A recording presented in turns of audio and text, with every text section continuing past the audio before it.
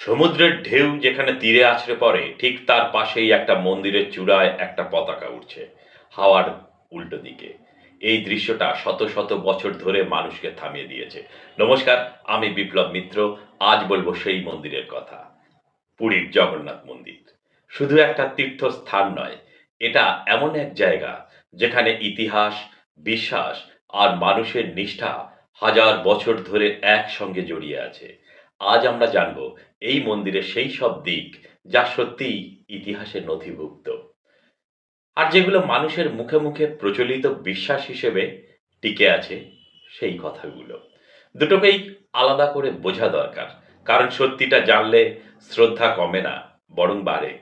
জগন্নাথ মন্দিরের বর্তমান কাঠামো নির্মাণ শুরু হয়েছিল দ্বাদশ শতাব্দীতে, পূর্ব গঙ্গবংশের রাজা অনন্ত বর্মন চৌড়গঙ্গদেবের আমলে। তার উত্তরসূরিদের সময় নির্মাণ কাজ শুরু হয়। এটি ঐতিহাসিক ও প্রত্নতাত্ত্বিক সূত্রে সমর্থিত। মন্দিরের উচ্চতা প্রায় 214 ফুট, আর এর চূড়ায় বসানো রয়েছে সুদর্শন চক্র, যা অষ্টধাতু দিয়ে তৈরি বলে প্রচলিত ও স্বীকৃত তথ্য রয়েছে। এবার আসি সেই পতাকার কথায়, যেটা দিয়ে আমরা শুরু করেছিলাম।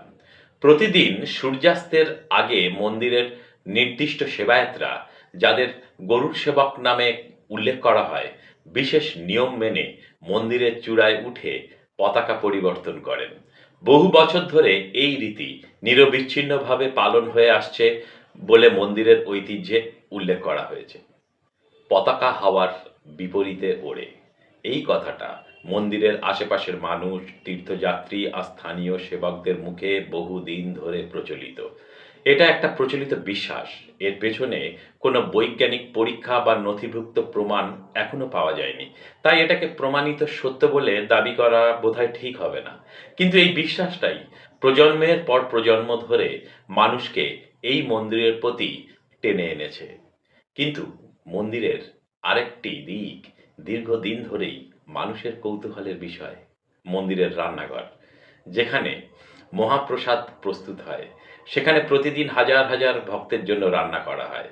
মাটির হাঁড়ি একটার ওপর আরেকটা সাজিয়ে খোলা আগুনে রান্না করার এই বিশেষ প্রথা এখানে রয়েছে। প্রচলিতভাবে বলা হয় সবার উপরের হাঁড়িটাই আগে নাকি সেদ্ধ হয়। এই পর্যবেক্ষণ নিয়ে বিভিন্ন ব্যাখ্যা দেয়া হয়েছে। তবে এর বিষয়ে সর্বসম্মত বৈজ্ঞানিক সিদ্ধান্ত এখনো প্রতিষ্ঠিত নয়। এবার ভাবুন তো, এত বড় আয়োজন, প্রতিদিন হাজার হাজার মানুষের খাবার, অথচ প্রসাদ কম পড়ে না, এমনটাই স্থানীয় সেবায়েতদের মধ্যে প্রচলিত। এটিও একটি প্রচলিত বিশ্বাস। এর পাশাপাশি সুপরিকল্পিত ব্যবস্থাপনা ও দীর্ঘদিনের অভিজ্ঞতা এই বিশাল আয়োজন সফলভাবে পরিচালনায় গুরুত্বপূর্ণ ভূমিকা রাখে। মন্দিরের উপর দিয়ে যেকোনো পাখি বা বিমান ওড়ে না, এবং মন্দিরের ছায়া দিনের কোনো সময় মাটিতে দেখা যায় না, এমন দাবিও বহুদিন ধরে প্রচলিত। তবে এই দাবিগুলোর পক্ষে নির্ভরযোগ্য ঐতিহাসিক বা বৈজ্ঞানিক প্রমাণ প্রতিষ্ঠিত নয়। তাই এগুলোকে আমরা প্রচলিত বিশ্বাস হিসেবেই দেখি, প্রমাণিত সত্য হিসেবে আমরা দেখি না। তাহলে আসল সত্যটা কি? সত্যিটা হলো এই মন্দির শুধু একটা স্থাপত্য নয়, এটা মানুষের বিশ্বাস, নিষ্ঠা, ঐতিহ্য আর শতাব্দী প্রাচীন সংস্কৃতির এক জীবন্ত নিদর্শন। এখানে ইতিহাস আর বিশ্বাস পাশাপাশি চলে, আর সেই সহাবস্থানই এই মন্দিরকে আজও অনন্য করে রেখেছে।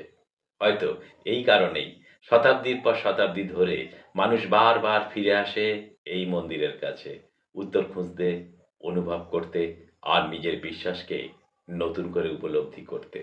আপনি যদি কখনো পুরীর জগন্নাথ মন্দিরে গিয়ে থাকেন, বা এই প্রচলিত বিশ্বাসগুলোর পেছনে কোনো গল্প শুনে থাকেন, নিচে কিন্তু কমেন্ট করে অবশ্যই জানাবেন। আপনার জানা তথ্য হয়তো অন্য কারুর কাছে নতুন হতে পারে। আজ এই পর্যন্ত। ভালো থাকবেন, সুস্থ থাকবেন, আর ভালো লাগলে অবশ্যই আমাকে সাবস্ক্রাইব করে পাশে থাকবেন।